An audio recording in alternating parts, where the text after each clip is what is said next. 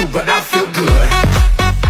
أنا أعتقد أن أوروبا الجديدة هي الشرق الأوسط. المملكة العربية السعودية في ال5 سنوات القادمة سوف تكون مختلفة تماما. البحرين سوف تكون مختلفة تماما. الكويت حتى قطر على خلافنا معاهم لديهم اقتصاد قوي سوف تكون مختلفة تماما بعد 5 سنوات.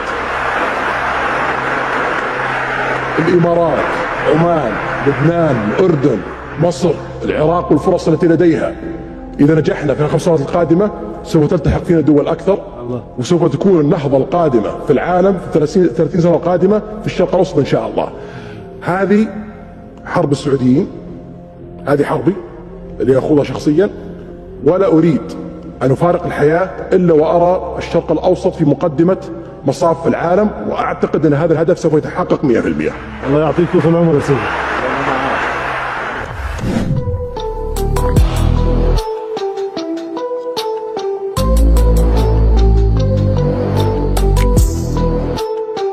Pengadilan Banding Saudi baru saja memvonis 10 tahun penjara Syekh Saleh Al-Taleb.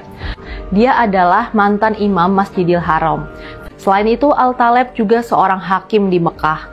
Al-Taleb ditangkap pada Agustus 2018. Semula pengadilan membebaskan Al-Taleb, tapi putusan itu dibatalkan pengadilan banding.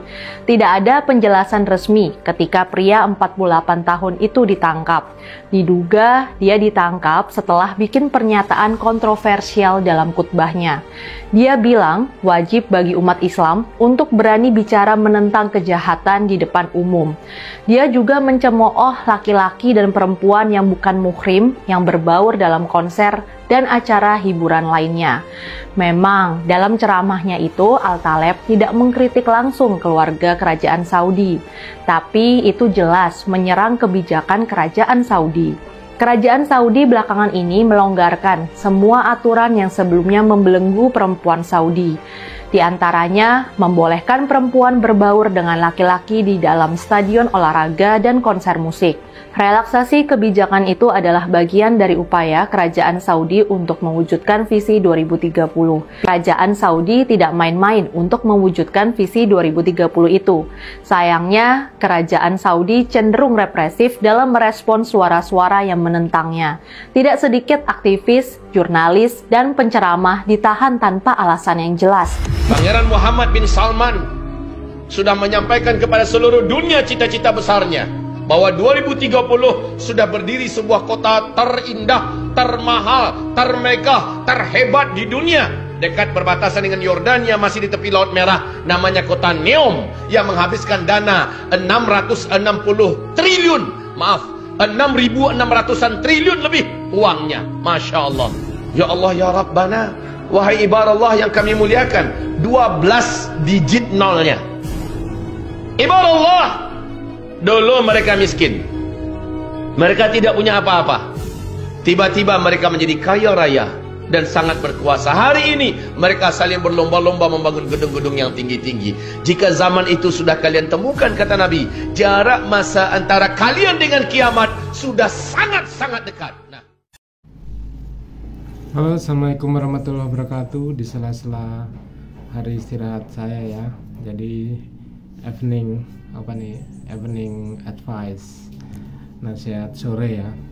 Oke ya, ketika kita menemui kondisi bahwasanya negara-negara Arab saat ini seperti Saudi, Kuwait, dan yang lain-lain itu udah mulai merubah jati diri mereka menjadi yang tadinya konservatif apa-apa ya kalau istilah orang ya. Ini perspektif saya loh ya, kalau saya salah jangan dianggap aneh ya, karena ini menurut pendapat saya ya.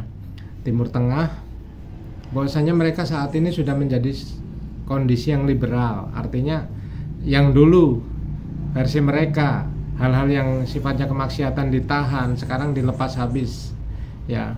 Oke ya, perkenalkan saya William McBroto dari Arek-Arek Kediri, Gedendok Lampung ya. Saat ini kita di Lampung, kita lihat di Kediri. By the way, 2003 sampai 2005 saya pernah kerja di Kuwait, yaitu di salah satu klinik di sana sebagai tenaga kerja Indonesia yang ditugaskan bekerja di luar instansi induk ya. Saat itu saya seorang PNS dan ada program dari pemerintah. ketika negara Kuwait kekurangan tenaga perawat, saya ditugaskan di sana selama 2 tahun. Dan masih ada teman-teman saya, kayaknya rombongan saya sudah pulang ya, karena sekarang programnya sudah berubah. Jadi ketika dulu kita masuk program itu kita berada di sana. Alhamdulillah saya sempat menikmati kemewahan di Kuwait ya. Di tahun itu mereka baru berbenah dan ada slogan liberal apa-apa ya. Mereka sifatnya monarki atau kerajaan. Oke, kembali ke konteks ya. Gua mau sedikit menanggapi kondisi ini ya. Ini saya loh ya, kalau memang nanti kalian tidak cocok ya jangan membentur-benturkan diri, nanti pusing kepalanya.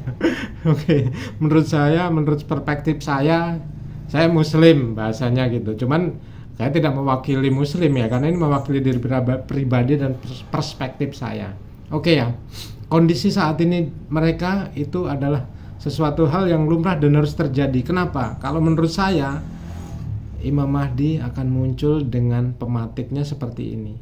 Jika kondisi negara-negara Arab masih konservatif, kemaksiatan baru merajalela, nggak akan mungkin terpicu Imam Mahdi itu akan muncul.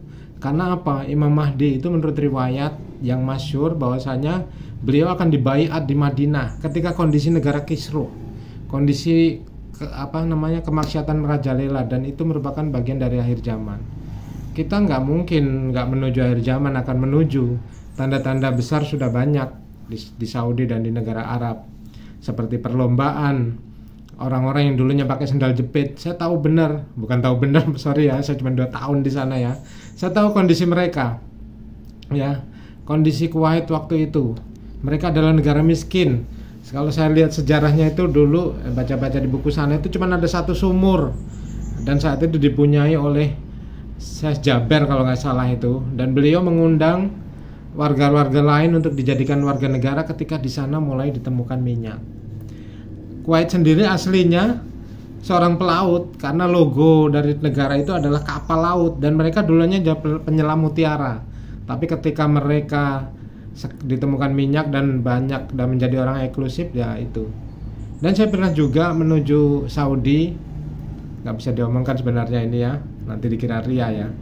Ketika rombongan jemaah haji dari Kuwait, anggaplah saya jadi petugas lah bahasanya biar nggak nanti dikira sombong ya.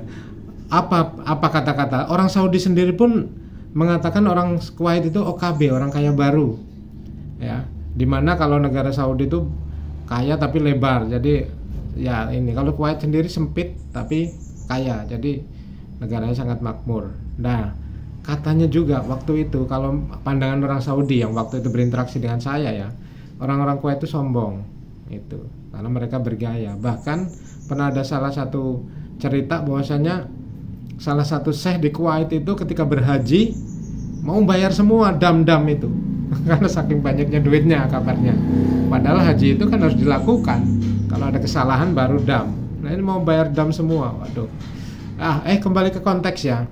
Jadi ketika sekarang Saudi Arabia ini mulai liberal, open, kemaksiatan merajalela, nah disitulah pematiknya Imam Mahdi akan muncul. Ini perspektif gue bos, sebagai orang biasa yang gue juga nggak mondok terus terang, dan orang yang hanya punya pengalaman dan punya sedikit ilmu pengetahuan agama. Tapi ini menurut pandangan saya seperti itu dan harus terjadi. Kenapa? Kalau tidak terjadi nggak akan mungkin Imam Mahdi akan muncul, karena pematiknya harus ada.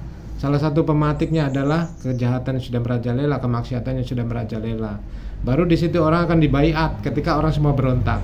Kalau saat ini Saudi sudah mulai berbuat seperti itu ya nanti, karena Imam Mahdi sendiri menurut hadisnya keluar di Madinah, yaitu dibaiat di Madinah, di Mekah, di Madinah maaf ya, di Mekah kalau nggak salah, dibaiat di sana.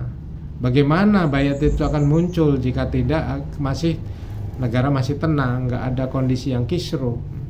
Ketika nanti kondisi negara sudah melampaui batas kisruh, disitulah dimunculkan Imam Mahdi. Ini menurut pendapat saya ya, kalaupun salah, itu hanya pendapat pribadi, dan insya Allah tidak akan berbenturan kalaupun salah, karena kan saya tidak mewakili siapapun, ini pendapat pribadi.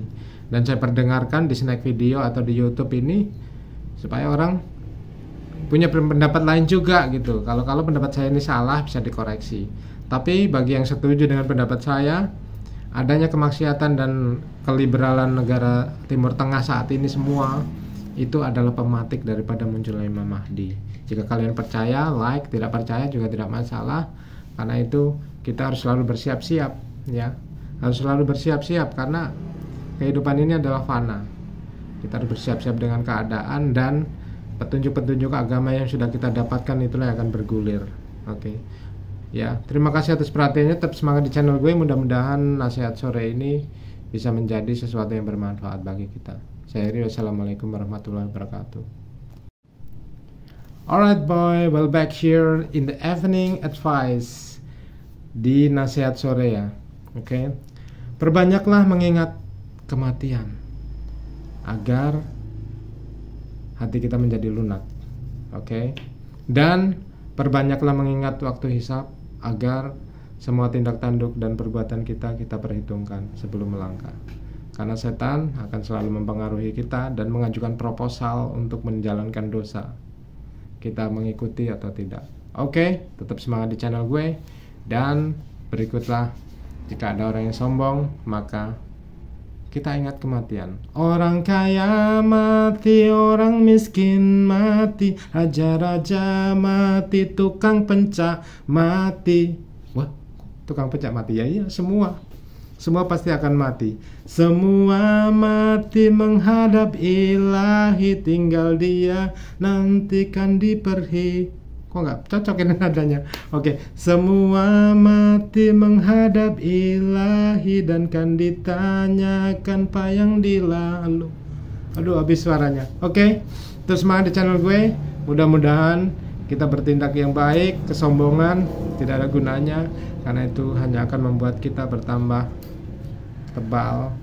Bukan tebal keimanan, tapi tebal arah yang salah. Oke, terima kasih atas perhatiannya. Tetap semangat di channel gue. Insya Allah kita semua pasti akan mati, dan itu yang akan menahan kita dari kesombongan. Thank you very much for watching.